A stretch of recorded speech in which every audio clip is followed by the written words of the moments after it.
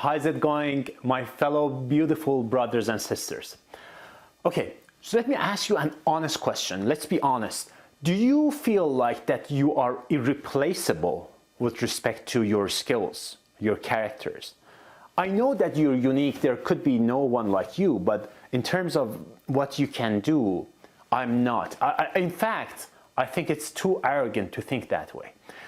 What the heaven does it have to do with finances? It has to do everything. You know, with the lever you can lift things up. We're talking about leverage in here. But even before that, let me talk with you about a story that happened to me, I think about a year ago.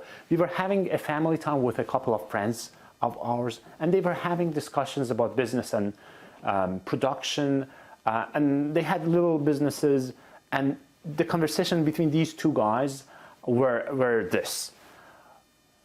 Nobody can do this quite as like me. I cannot delegate these stuffs, and so on and so forth. And because I knew the tycoons of the industry that have used other people, and I had studied them, I was actually, this added up to me actually furthering up my relationship with them, because I know where I wanted to go. This mentality, being with them, doesn't help me. I love them, I adore them, but I don't invest time with them. So this is one of the secrets, one of the types of leverage. There's a lot of different kinds of leverage with respect to finance. One of them being people's leverage, meaning that we need to duplicate and also delegate ourselves.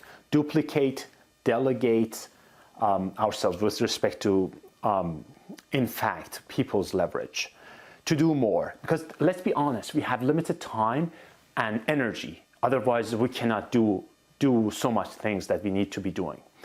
That would be the first one, people's leverage.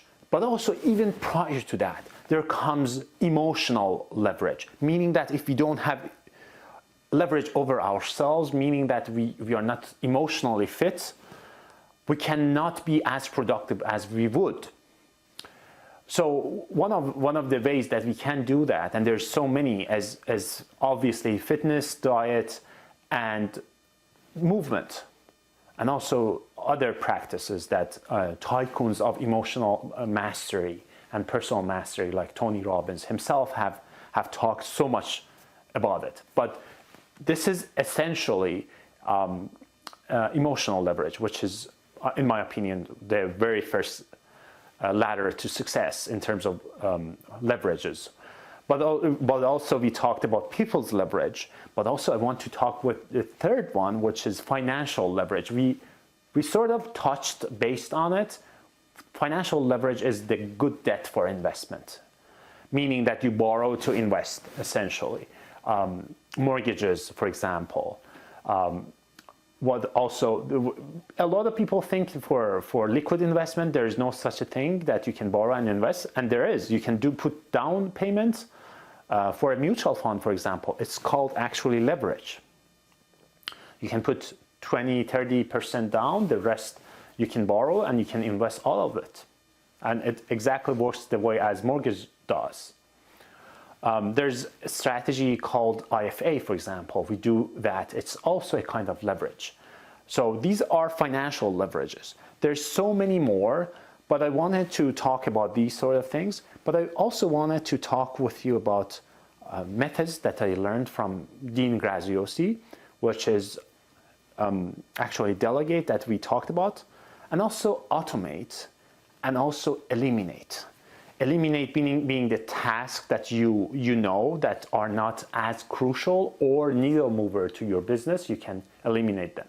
But the whole message was around leverage to take you and your business and your finances to the totally new level. And of course, we're gonna delve and expand so much on this leverage in the expanded version of this course as well.